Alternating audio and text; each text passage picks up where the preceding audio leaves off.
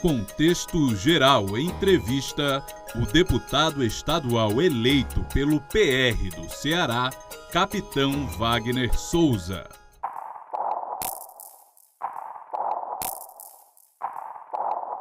Minha história política começou em 2010 com a candidatura a deputado estadual, que foi incentivada pelos profissionais de segurança, pelos policiais militares e principalmente o pessoal de baixo escalão, né, o pessoal da ponta realmente, o soldado, o cabo, o sargento, as praças, foi quem primeiro incentivaram essa candidatura.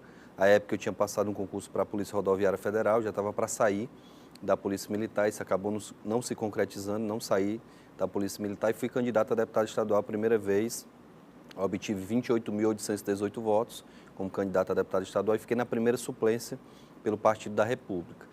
Na sequência, depois de algumas perseguições políticas, fui transferido para 4 cidades num período de 2 meses.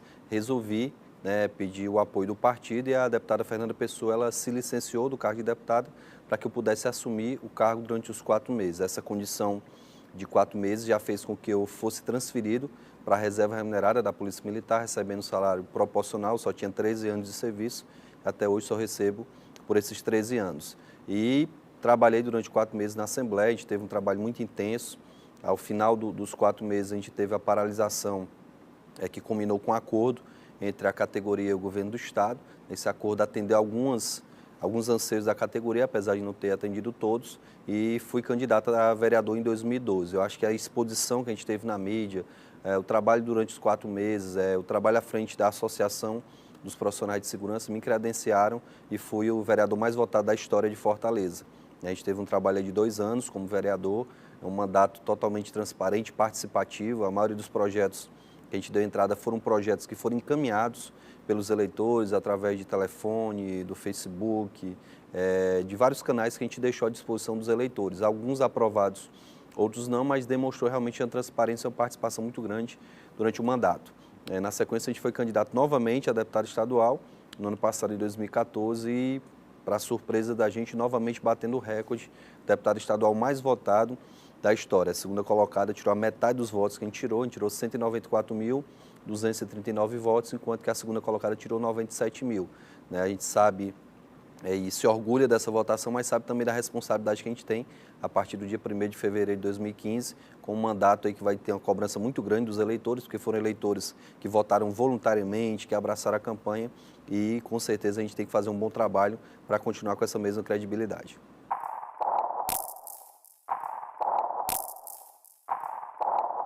A gente disputou as 2 eleições mais difíceis que existem no Brasil. Na primeira, vereador, a gente tira pela quantidade de candidatos, 1.100 candidatos para 43 vagas. E na sequência, a gente disputou a eleição para deputado estadual, que é a segunda mais difícil, A gente tinha 46 vagas para mais de 500 concorrentes, mais de 500 candidatos. E de que maneira a gente conseguiu se sobressair dos demais candidatos e bater o recorde tanto para vereador como para deputado estadual. Acredito que vários fatores envolveram esse recorde. Eu acho que a liderança que a gente assumiu perante uma categoria foi primordial, foi extremamente importante, porque essa categoria abraçou realmente nossa campanha, a gente teve uma militância voluntária muito grande, mas acho que além dessa liderança sobre a categoria, a gente teve, logicamente, a figura do opositor ao governo do Estado, um governo que não tinha a metodologia de conversar com a população, um governo antipático, alguns grupos sociais, e acho que esses grupos sociais viram no Capitão Wagner alguém que pudesse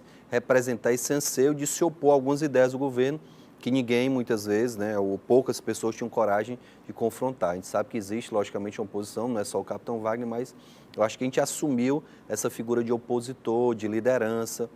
Isso fez com que a gente tivesse uma simpatia muito grande da população. E essa simpatia foi traduzida nas urnas consecutivamente em 2012 e 2014. A gente sabe da dificuldade que é manter essa credibilidade, manter essa mesma confiança. Afinal de contas, vários fenômenos eleitorais surgiram pelo Brasil e muitos deles foram fenômeno na eleição e na eleição seguinte já não conseguiram o mesmo resultado. E a gente vem numa crescente. Foram 28.800 votos em 2010, na sequência, somente em Fortaleza, 43 mil votos, e de novo em todo o estado a gente teve quase 200 mil votos. Essa crescente é difícil de manter, principalmente concorrendo a cargos proporcionais, que é o caso do deputado e do vereador, mas a gente quer tentar, na medida do possível, manter essa credibilidade, mostrando transparência, mostrando para o eleitor qual é o real papel do parlamentar. Algumas pessoas não conhecem ainda qual é o papel, o que é a atribuição do vereador, do deputado, do prefeito, do governador. A gente quer esclarecer qual é o verdadeiro papel para que a gente possa manter essa mesma credibilidade.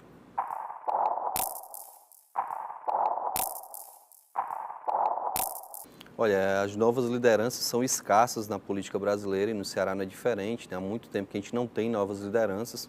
Eu acho que o nosso mandato trouxe essa liderança nova, uma pessoa que surgiu na classe trabalhadora, não tem um histórico na família de nenhum político, não tem ninguém ligado a mim que seja político tradicional, né? Então não foi uma coisa hereditária, foi um surgimento natural de uma liderança. Isso gera, logicamente, uma insatisfação em quem está no poder, porque quem está no poder tem a maior condição de fazer surgir essas novas lideranças, e não foi o que aconteceu aqui no estado de Ceará. E como no estado de Ceará o poder estava na mão de uma família, essa família se viu ameaçada em virtude dessa nova liderança, que se somar às lideranças opositoras que já existem hoje no estado de Ceará, eu acho que isso fez com que o grupo político ligado ao governador, especialmente seus parentes, ali, seus irmãos, tentassem colar no capitão Wagner a imagem de uma pessoa que é ligada ao crime, que é ligada ao narcotráfico, às milícias, que é ligada à banda podre da polícia. Então, acho que isso foi uma tentativa de tentar desacreditar a pessoa do capitão Wagner. Graças a Deus não surtiu efeito.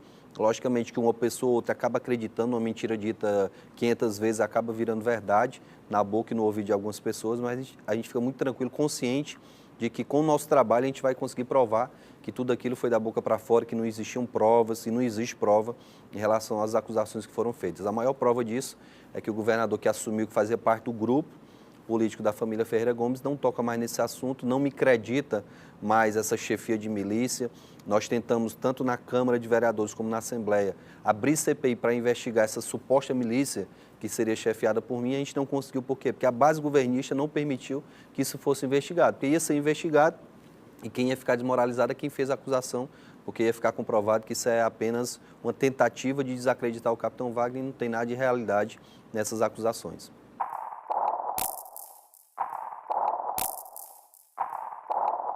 Hoje na Polícia Militar, vários policiais, eles não aceitam certas situações, principalmente situações ilegais que acontecem por parte de comandantes ou até dos gestores maiores da segurança pública no estado de Ceará. Isso é uma coisa antiga já, nas gestões passadas já acontecia, e no momento que eu estava no efetivo policiamento, né, na ativa na Polícia Militar, isso me incomodava como pessoa honesta que sou, como pessoa que gosta da transparência e gosta de respeitar o que é público. E, num certo momento, nós passamos a encarnar essa figura da pessoa que não aceitava muitas atitudes praticadas pelo governo, pela gestão da segurança pública e pelo comando da corporação. Foi nesse momento que a gente começou a se contrapor de maneira disciplinada, logicamente, nas reuniões.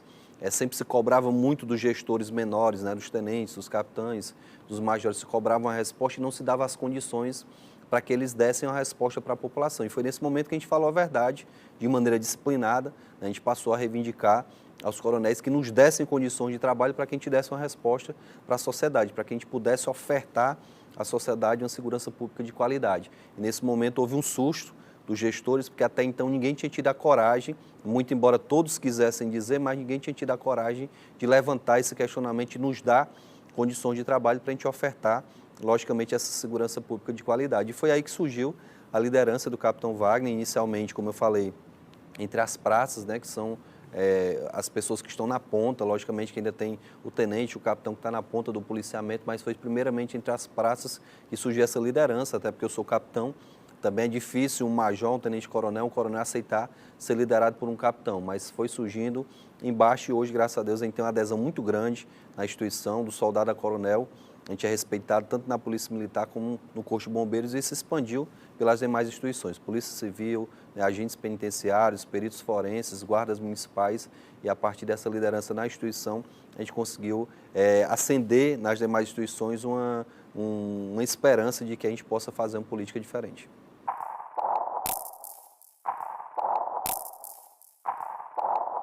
O governo anterior foi conhecido por ser um governo tocador de obras, né? Eu costumo até dizer que o governador Cid Gomes, ex-governador Cid Gomes, foi um ótimo engenheiro durante os 8 anos que ele passou à frente do Estado, com obras na saúde, na segurança, estradas. Então, enquanto a isso, a gente tem que elogiar que realmente foram muitas obras. Eu acho que o maior desafio do atual governador vai ser fazer funcionar toda essa infraestrutura que foi criada, principalmente na área da educação e da saúde, mais de 100 escolas profissionalizantes, hospitais regionais, policlínicas, UPAs. Então, o governo do estado vai ter uma dificuldade muito grande financeira em manter toda essa estrutura na área da saúde, na área da educação e também na área da segurança pública. A gente teve a construção de algumas delegacias, logicamente que ainda existe demanda por reformas e construções de novos prédios, especialmente na Polícia Militar e no Corpo de Bombeiros, que na Polícia Civil foram muitos prédios, mas esses prédios acabam por não funcionar por falta de pessoal. Eu sempre cito o exemplo da divisão de homicídios, que fica ali na Avenida Guanambi, em frente ao Hospital Antônio Prudente, que é um prédio belíssimo. Costumo dizer que o arquiteto deve ter ido buscar o projeto lá em Dubai, mas quando você vê aqueles 4 andares que estão ali postos, apenas um andar funciona por falta de efetivo policial. Quando você vê quem faz a segurança da delegacia, é um segurança privado que foi contratado para fazer a segurança da delegacia. Então, o maior desafio do atual governador, né, que começa bem, a gente reconhece, parabeniza por isso, vai ser fazer funcionar todo esse sistema de saúde, de segurança, de educação. Acho que a questão do abastecimento de água também deve ser uma prioridade. Na última conversa que nós tivemos, ele citou essa questão. Ele vai precisar de recursos para oferecer ao cidadão cearense, todos eles, uma condição de ter um abastecimento hídrico, e eu espero contribuir para que ele faça essa boa gestão em todas essas áreas que eu citei.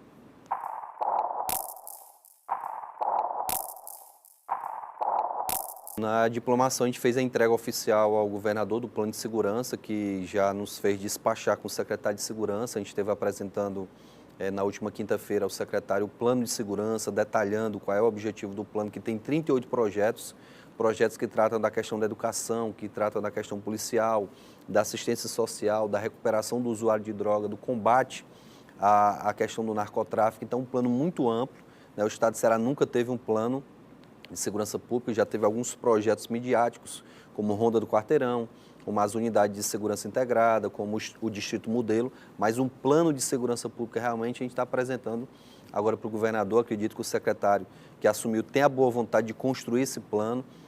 Foi nomeada aí a vice-governadora para coordenar o trabalho em relação à segurança pública, que vai envolver várias secretarias, nos moldes que aconteceu lá em Pernambuco, onde foi implementado o Pacto pela Vida e houve uma redução muito grande da criminalidade. E a questão da segurança tem que ficar muito claro para a população que é uma questão suprapartidária, independente de ideologia política. Algumas pessoas ficam perguntando: capitão, o senhor votou e trabalhou para o início da eleição e agora está contribuindo com o Camilo na questão da segurança. É lógico que a gente está contribuindo, porque a segurança vai influenciar na vida do meu familiar, do seu familiar, dos meus amigos. A qualquer momento a gente pode ser vítima do crime que está posto aí no nosso estado, e por isso é que a gente está contribuindo, sim. Esperamos que o governador acerte no item segurança pública e nos demais itens. Afinal de contas, a gente foi eleito para defender o povo cearense. Se o governador fizer uma boa gestão, logicamente, a gente vai estar apoiando essas boas ações do governador.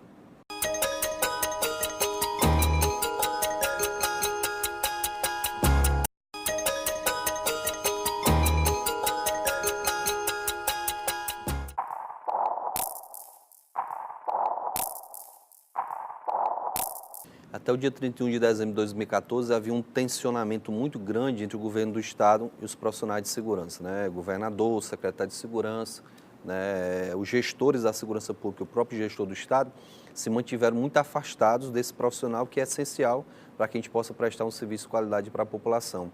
E o novo governador já tratou de aquebrantar esse tensionamento, de diminuir esse tensionamento, quando ele reconhece, não somente ele como secretário de segurança, né, o respeito que a gente tem da sociedade cearense, a liderança que a gente tem em relação à nossa categoria, e nos convida para uma reunião. Queria registrar que todos os deputados tiveram reunião com o governador, e o governador nos tratou como tratou os demais deputados, com respeito. Acho que é isso que a gente quer. A gente não quer ser melhor do que ninguém, a gente só quer ser escutado pelo governador e poder contribuir para que ele faça uma boa gestão. Nós tratamos de diversas questões do plano de segurança que a gente está apresentando. Inclusive, ele elogiou alguns pontos do plano. Tinha entregado no dia 19 de dezembro, ele fez, né, passou a estudar o plano, encaminhou para o secretário de segurança e fez alguns elogios ao plano de segurança. A gente tratou da questão da saúde também, que é uma dificuldade que ele vai ter. Tratamos da questão do abastecimento de água, tratamos da questão econômica do país e do estado de Ceará. Ele confessa que acredita que vai ter dificuldade, por isso que ele fez alguns cortes, mas eu acho que foi uma conversa boa, uma conversa inicial técnica, né? Não tratamos de política, nós tratamos foi realmente da parte técnica da segurança pública, algumas demandas desses profissionais de segurança, concurso público, então tudo isso a gente tentou tratar de uma maneira bem técnica e acredito que a gente possa aí durante o mandato estar resolvendo algum desses problemas para tentar melhorar a segurança pública no nosso estado.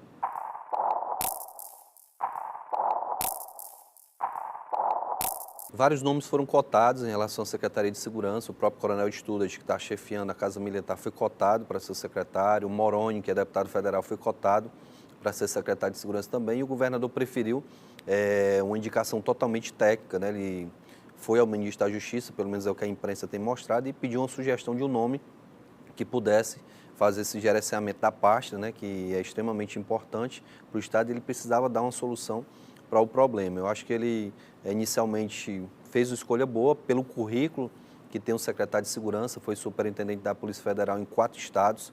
A gente sempre destaca que ele foi superintendente justamente no Rio de Janeiro. Logicamente que gerenciar a Polícia Federal é uma coisa e gerenciar toda a parte de segurança pública é muito mais complexo do que gerenciar somente uma categoria, que são os policiais federais, mas ele tem experiência na área de investigação, que é justamente a área mais carente hoje no estado de Ceará. Não existe investigação policial no estado de Ceará em virtude do baixo número do efetivo policial civil. A Polícia Civil, há 30 anos atrás, ela tinha 4.500 policiais civis, hoje só tem 2.500. A população triplicou, o crime aumentou muito e houve uma redução. Acredito que ele deva dar uma ênfase muito boa na questão da investigação. A gente precisa da investigação para elucidar os crimes. Eu acho extremamente importante que depois que o crime aconteça, se dê uma resposta para a sociedade. Eu acho que esse vai ser o papel do secretário, tentar diminuir a impunidade, trabalhar em conjunto com as demais secretarias é extremamente importante, porque segurança pública não se resolve só com polícia nas ruas, tem que aumentar sim o efetivo policial, tem que formar melhor esse profissional, mas além disso, ele tem que se harmonizar com as demais secretarias e com a própria prefeitura, para que ele possa cobrar da prefeitura mais iluminação pública. Infelizmente, Fortaleza hoje vive um grande problema de iluminação pública, mais infraestrutura nas praças para que esses espaços públicos possam ser ocupados pela população, bem como questão da educação, da assistência social, da saúde. Eu acho que por isso que ele tem que estar muito bem relacionado com os demais secretários e com a coordenação hoje da vice-governadora Isolda, a gente torce para que tudo isso dê certo.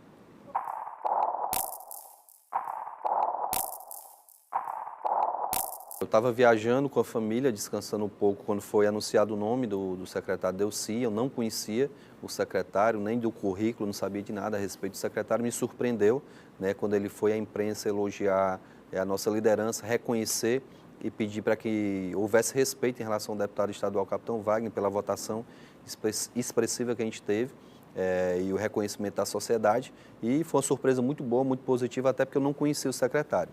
Cheguei de viagem dia 2 de janeiro. Na primeira oportunidade que eu tive, acredito que dia 5 mais ou menos, me dirigi à Secretaria de Segurança não só para parabenizar o secretário, para me colocar à disposição, para agradecer os elogios e dizer que a gente está querendo realmente que a pasta dele seja bem gerenciada. Ele sempre toca na questão da hierarquia e da disciplina. Eu deixei bem claro que realmente, enquanto formos militares, temos que ter a hierarquia e disciplina. Eu sou um militar totalmente disciplinado, meus comandantes sabem disso. E quero, logicamente, contribuir para que ele faça um bom trabalho à frente da secretaria e deixando bem claro que nunca houve aproximação minha com o secretário. Algumas pessoas perguntam até se foi indicação política minha, não conheço o secretário, repito, conheci agora em janeiro. Espero realmente que ele possa agir de maneira bem isenta, de maneira bem técnica e faça um bom trabalho para que ele fique aí os 4 anos e a gente tenha um resultado efetivo ao final do governo.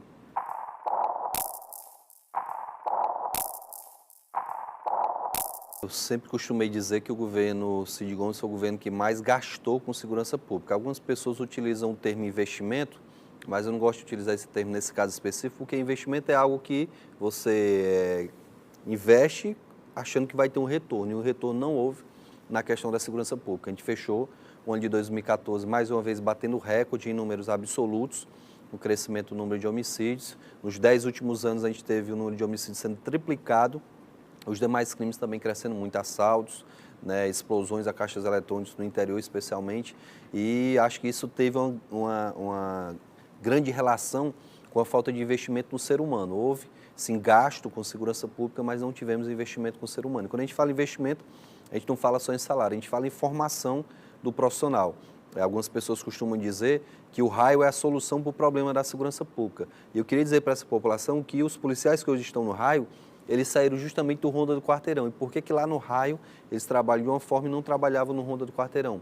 Porque ao passar para o raio, eles passaram a ter o treinamento, passaram a ter muito mais investimento na sua formação do que tinham na época que eram profissionais do Ronda do Quarteirão. Então a gente espera que esse governo ele trate isonomicamente os policiais, que ele treine todos os profissionais, que ele dê a condição para que um policial só ele possa agir de maneira enérgica quando houver necessidade, quando ele estiver tratando com um bandido, e de maneira a agir comunitariamente, que ele faça o policiamento comunitário quando estiver tratando com um cidadão de bem. No dia que a gente tiver um policial preparado para tratar bem o cidadão e tratar com energia o bandido, a gente vai ter uma polícia diferente, a gente vai ter realmente um reconhecimento maior da sociedade da importância dessas instituições que compõem a segurança pública do Estado.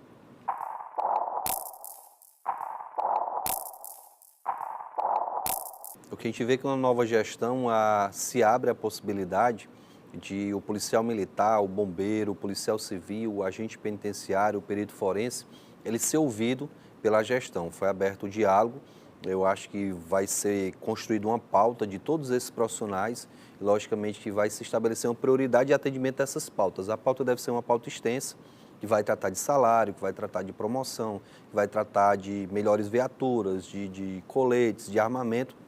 Então, diversas demandas vão ser apresentadas diante dessa pauta e que a gente possa dialogar com o governo do Estado para, durante esses 4 anos, tentar atender essa pauta.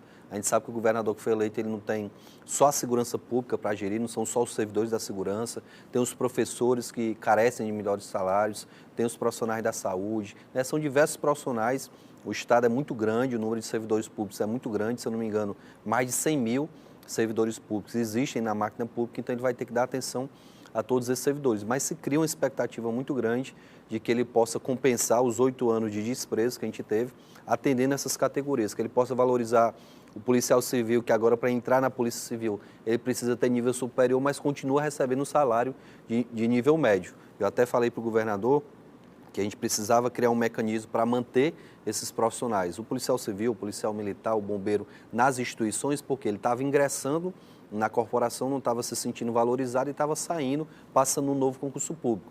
Até cito sempre o caso do meu primo, que era soldado do Ronda do Quarteirão, passou para inspetor da Polícia Civil, viu que não ia ter melhoria, hoje é delegado lá no Paraná. Então, a gente está recebendo profissionais qualificados nessas instituições e temos que criar mecanismos para mantê-los na instituição, não necessariamente em relação à questão financeira, mas a condições de trabalho, a carreira. Se eu sei que eu vou entrar nessa instituição e eu vou crescer na carreira lá na frente, eu vou ter um salário melhor, então eu vou permanecer nessa instituição porque eu gosto de fazer isso. Eu citei o caso do meu primo, policial militar, passou para a Polícia Civil, delegado lá no Paraná. Então o cara gosta de fazer polícia e a grande maioria desses profissionais gostam de ser profissionais de segurança. Agora temos que criar mecanismos para mantê-los na instituição, para dar condições de trabalho e motivá-los cada vez mais.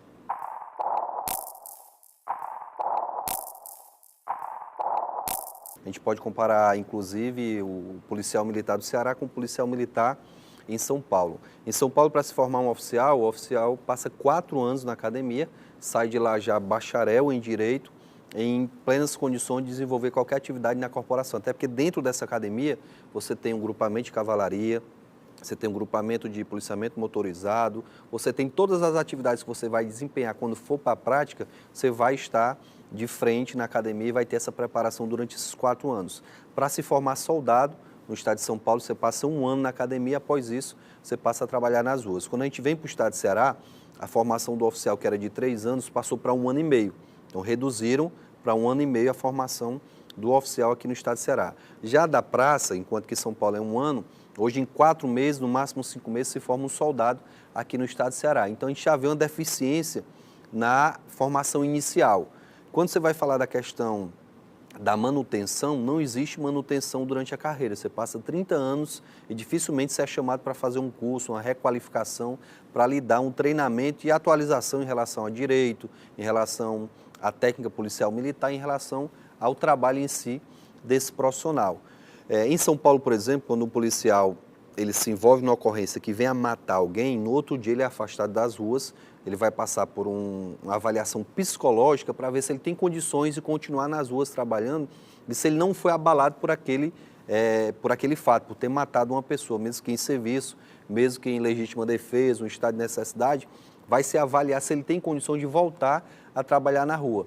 Aqui no estado de Ceará é diferente. O policial mata, mesmo que seja um criminoso, no outro dia ele está trabalhando normalmente, está na escala de serviço, sem passar por uma avaliação psicológica para ver se ele tem condições de continuar nas ruas, para ver se aquela morte não vira uma rotina, porque na medida que o policial mata e aquilo fica sendo um fato natural, parecendo um fato do cotidiano dele, ele vai achar que é natural matar e vai acabar incentivando esse profissional a estar produzindo essa cena quase que diariamente. Isso não é bom para a população. Mas a grande dificuldade em São Paulo existe uma infraestrutura muito maior do que existe aqui no estado de Ceará. No estado de Ceará somos 17 mil profissionais entre policiais, militares e bombeiros que são cuidados por uma única psicóloga. A gente tem uma psicóloga para tratar de todos esses profissionais da Polícia Militar e do Corpo de Bombeiros. E é humanamente impossível que ela possa fazer um trabalho que tenha um resultado efetivo. E em virtude disso, hoje a gente tem muitos policiais afastados por problemas psicológicos e não existe ainda um plano. Esperamos que o atual governador ele possa estabelecer um plano através do secretário de Segurança Pública e os novos comandantes para dar uma condição psicológica, para dar um alicerce para esse profissional trabalhar. Eu até citei para o governador Camilo Santana que no Maranhão, no estado do Maranhão, o governador que assumiu, ele já determinou, já mandou para a Assembleia um projeto de lei que caso o policial venha se envolver numa ocorrência, sei lá, prender o traficante e o traficante quer acionar o policial na justiça por qualquer coisa. Quem vai defender o policial lá é a Procuradoria-Geral do Estado. Então ele está dando um alicerce para o policial dizendo, olha, pode ir para cima do bandido que eu vou estar aqui para lhe defender. Então está faltando isso no estado de Ceará.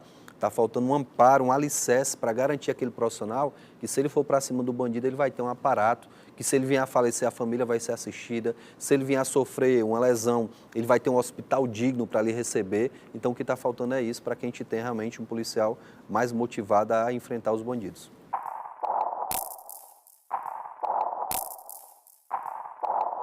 Eu acho que a corrupção policial ela tem uma série de fatores que geram essa corrupção.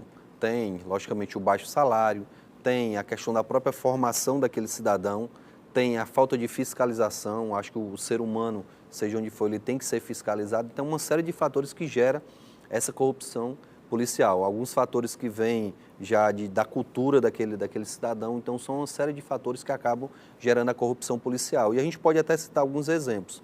A Polícia Rodoviária Federal ela era conhecida há 10, 15 anos atrás como uma das instituições mais corruptas da segurança pública. E hoje a gente vê que a realidade é totalmente diferente. Primeiro, por quê? Porque o profissional está com nível salarial melhor. Segundo, a formação é diferente. Hoje, para você entrar na Polícia Rodoviária Federal, você tem que ter um nível superior. Você tem muito mais esclarecimento em relação aos seus direitos e às suas obrigações. Existe hoje uma fiscalização maior em relação ao policial rodoviário federal que vem a desviar da conduta. O próprio exemplo, vários foram demitidos em virtude da corrupção. Então, se a gente tem esse conjunto de fatores, fiscalização, condições de trabalho, uma boa formação, isso vai diminuir consideravelmente a corrupção policial. Então, se a gente tiver essa mesma estrutura na Polícia Militar, na Polícia Civil ou em qualquer outra instituição que faça segurança pública, a gente vai ter uma mudança natural, uma melhora, uma redução da corrupção. Acho que a gente não consegue zerar totalmente a corrupção, porque em todos os setores ela existe no judiciário, ela existe na medicina, ela existe em todos os setores e, infelizmente, é uma realidade. Agora, a gente tem como minimizar, como diminuir muito, se forem adotadas essas medidas que eu citei.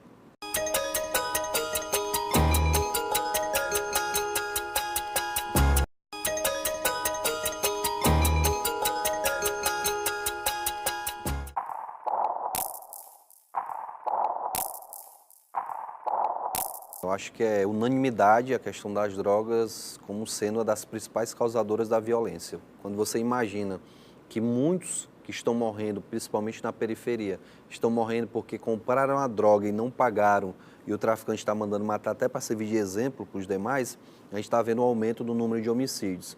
Quando a gente analisa que o viciado, para saciar o vício dele, ele acaba assaltando ou furtando, então a gente vê por que a droga também influencia no aumento do número de assaltos e de furtos. Então a droga hoje é a grande causadora do aumento da violência em todo o país e no Ceará não é diferente. O grande problema é que se tratou essa questão durante 8 anos como coadjuvante, apesar do discurso ser esse, de que a droga era a principal causadora, a gente não via ações efetivas do governo do Estado no sentido de combater tanto o tráfico como de recuperar os usuários de droga. Foi criada uma coordenadoria no final da gestão do governo Cid Gomes, mas a coordenadoria sem dotação orçamentária, foi colocada uma pessoa até competente para coordenar, a doutora Socorro França, que tem uma experiência muito grande, mas não foi dada a ela a condição realmente de efetivar um trabalho que pudesse trazer um resultado positivo. Nosso plano de segurança, que a gente apresentou ao governador, que apresentou ao secretário, ele trata da criação da Secretaria de Combate às Drogas e de Juventude.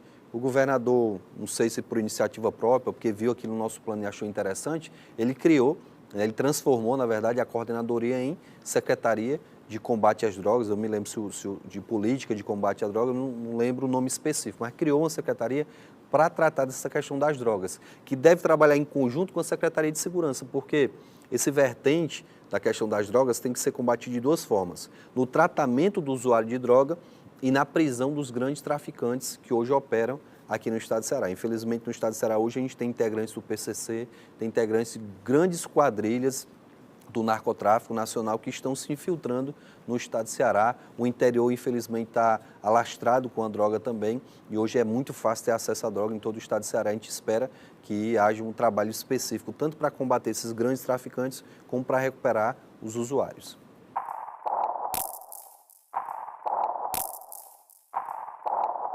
Como deputado efetivo, a gente retorna à Assembleia Legislativa para trabalhar durante esses 4 próximos anos, e sabendo da responsabilidade que a gente tem, sabendo que o capitão Wagner foi eleito não só pelo profissional de segurança, mas pelo profissional da saúde, pelo educador, pelo comerciante, por todas as pessoas que queriam realmente uma política diferente, a gente vai fazer um trabalho, logicamente dando uma atenção muito especial na área da segurança pública, porque é a área que a gente conhece profundamente, que a gente tem muitos projetos, mas a gente sabe da dificuldade que o cidadão tem vivido hoje com a questão da saúde. A gente sabe que foi criado todo um aparato de infraestrutura, de novos hospitais, policlínicas e UPAs, mas a gente sabe também que isso não está funcionando. Os postos de saúde em Fortaleza foram reformados, então a gente vai trabalhar na perspectiva de estar fiscalizando, né, posto de saúde, hospital, UPA, as policlínicas, e estar identificando o que não está funcionando nesses locais para que a gente possa estar apresentando aos prefeitos e ao governador a solução. Eu acho que a oposição tem que ter muita responsabilidade.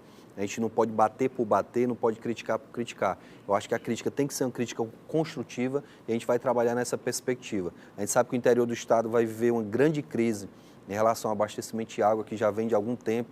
As perspectivas da FUNSEMI são de que a gente vai ter mais um ano de seca, e a gente precisa trabalhar e dar as mãos para que esse cidadão do interior ele tenha acesso à água. A gente vai utilizar nossas emendas parlamentares para dedicar também ao abastecimento de água, a questão da saúde. A gente quer trabalhar a área da educação, porque a gente sabe da relação íntima que tem a educação com a questão da segurança pública. Então, a gente vai tentar, da melhor maneira possível, ampliar o nosso mandato, ampliar para propor ações na área da educação, na área da segurança, na área do abastecimento de água, na área da saúde, para que a gente tenha um estado melhor.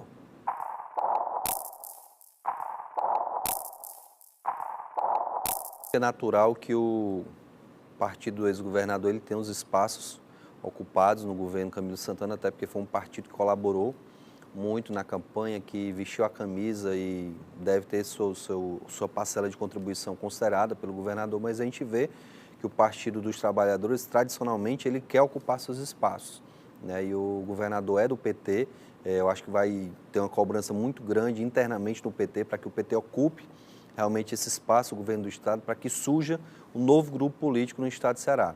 Não tem como o governador se desvincular totalmente da família Ferreira Gomes, do governador anterior, até porque eles vão manter uma relação de proximidade em virtude do ministro da Educação ser justamente o ex-governador, e vai ajudar o governador com recursos na área da educação. Acredito que ele vai dar uma atenção muito especial ao estado de Ceará, mas a gente tem que ter a esperança de que realmente haja a criação de um novo grupo político que possa realmente dar novos rumos ao estado. Eu acho que essa tendência de se deixar na mão de um pequeno grupo todo o poder do estado, isso não é bom, né? Eu acho que em virtude disso a oposição se fortaleceu muito, né? A gente vê aí algumas lideranças surgindo nos partidos de oposição. Eu acho que as eleições de 2016 elas vão traduzir muito disso, o desejo da população de mudar. Eu acho que houve uma certa mudança, porque o governador que foi eleito não era do PROS, é do PT, então houve mudança, muito embora haja essa ligação muito íntima do governador atual com o governador anterior, em virtude da parceria que eles estabeleceram durante esses 8 anos. Mas a gente espera que haja realmente a criação de um novo grupo político, que tenha uma visão diferente e que possa realmente corrigir as falhas do governo anterior. Eu acho que o principal que deve ser levado em consideração pelo governador é isso, é tanto que ele tem dito no discurso que vai priorizar a segurança pública, o abastecimento de água e a questão da saúde, que foram provavelmente as 3 áreas que falharam na gestão anterior.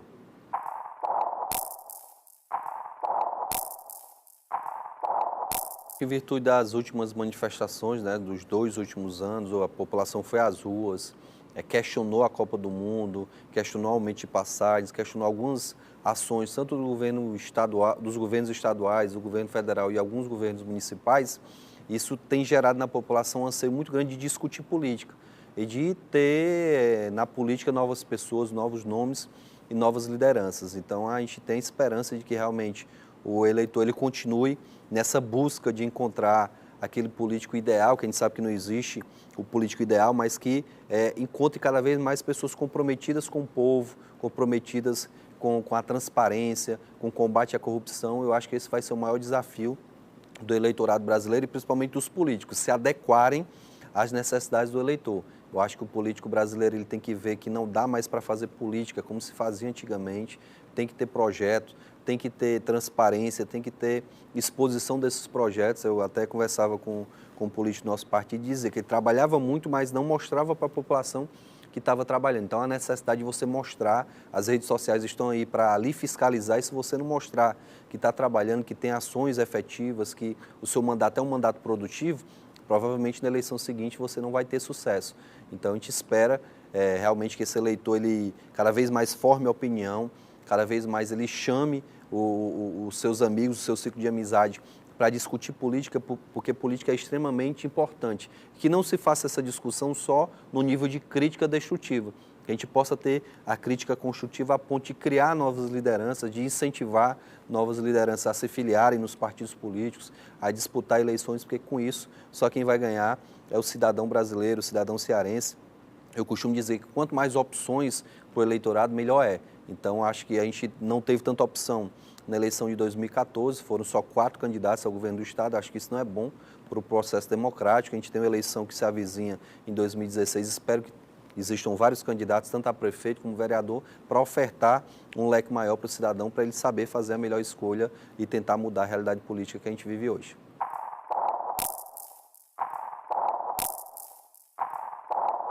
Desde 2010 que a gente utiliza a rede social como um mecanismo não só de campanha eleitoral, mas principalmente de acompanhamento de ações. Em 2010, a rede social mais forte era o Orkut, né? Ela foi muito utilizada. Eu costumo dizer que dos meus quase 29 mil votos que eu tirei em 2010, acho que 50% a gente conquistou através da rede social, porque o tempo de televisão é muito curto, a condição financeira para viajar ao estado também não existia, então a gente teve uma parcela de contribuição muito grande da rede social na nossa candidatura em 2010. Em 2012 e 2014 não foi diferente, né, utilizando mais em 2012 o Facebook, agora em 2014 já surgem novas alternativas, o WhatsApp, Facebook, Twitter. Então, a gente utilizou muito as redes sociais como mecanismo de difundir a informação, de difundir as propostas, de difundir o que nós queríamos fazer em relação ao mandato que se aproximava. Então, acho que a rede social hoje é o melhor mecanismo para se difundir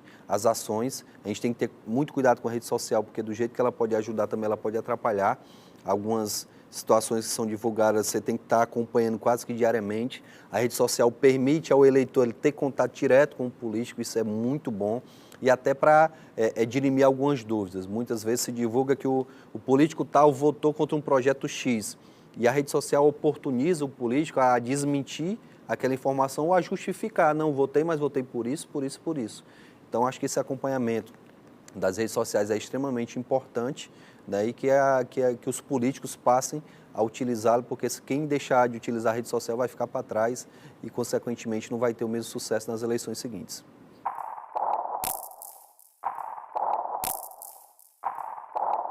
Quando a gente fala em relação à minha carreira política de 2010 para cá, a gente viu uma ascendência. E essa ascendência foi quem permitiu aumentar a nossa credibilidade perante o eleitor, tanto em Fortaleza como também a nível de Estado de Ceará, nessa última eleição, batendo mais um recorde. Eu acho que essa votação expressiva, a última especificamente, ela não só levou nosso nome a todo o Estado de Ceará, porque a gente foi votado nos 184 municípios, a imprensa de todo o Estado citou o Capitão Wagner como deputado mais votado, muitas pessoas nem conhecem o Capitão Wagner, mas já ouviram falar. E isso trouxe um respeito não só da população, mas também das autoridades. Então, acho que isso foi um fator preponderante para que o governo que assumiu pudesse mudar a postura, tivesse uma postura diferente em relação ao governo anterior, o secretário de Segurança respeitando, comandantes das corporações respeitando, o próprio governador e seu secretariado nos dando atenção ao ver que realmente a gente quer contribuir para ter um Estado melhor. Eu acho que a aflição da população na resolução desse problema da segurança pública, ela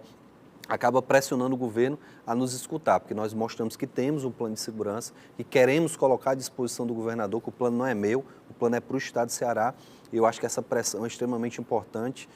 Hoje mesmo eu dava uma entrevista em outra emissora e um professor da faculdade, da UFC, do LEV, ele me convidava a apresentar esse plano de segurança na faculdade. E eu fiquei super feliz com o convite, porque ali eu vou estar tratando com formadores de opinião que vão ajudar na pressão popular, que é extremamente importante para que esse plano, ou parcialmente ou totalmente, seja implementado, seja colocado na prática. Eu acho que a gente vai precisar, durante esses 4 anos que vem, o mandato, pressionar o governo do Estado de maneira positiva e propositiva, para que a gente possa realmente colocar em prática não só essas ações do plano de segurança, mas todo projeto que venha a beneficiar o povo cearense. Acho que vai ser o mote do nosso mandato. Através da pressão popular, a gente vai conseguir aprovar projetos na Assembleia e vai fazer com que o governo entenda que aquilo é bom para o Estado de Ceará e assim a gente vai fazer o mandato ser produtivo e ajudar o povo cearense.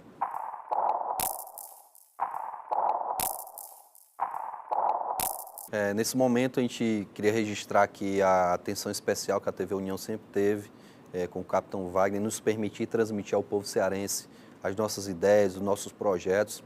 Queria agradecer ao povo cearense mais uma vez pelo resultado da última eleição. Queria dizer que podem ter no Capitão Wagner uma pessoa comprometida realmente com a seriedade na política, que a gente possa fazer um Estado cada vez melhor, que eu vou precisar de cada cidadão cearense no sentido de pressionar positivamente, propositivamente o governo do Estado, a Assembleia, as câmaras municipais a colocar esses projetos que nós temos. Então, queria reafirmar que o eleitor foi importante na eleição, mas continua sendo importante nessa pressão que a gente vai exercer nas redes sociais, através, logicamente, também dos sites do governo do Estado, do site da Assembleia, que a gente possa unir as mãos. Queria pedir aqui o apoio do Judiciário, o apoio do Ministério Público, da imprensa, de toda a sociedade cearense, para que nós possamos dar as mãos realmente e fazer com que o Estado de Ceará saia das páginas policiais, deixe de ser aí o segundo estado mais violento do país, a gente possa comemorar cada ano a redução do número de homicídios, do número de assaltos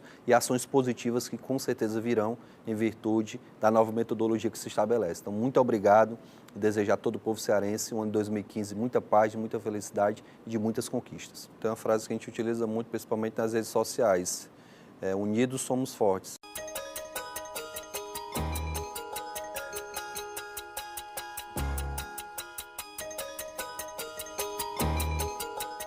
Contexto Geral entrevistou o deputado estadual eleito pelo PR do Ceará, Capitão Wagner Souza.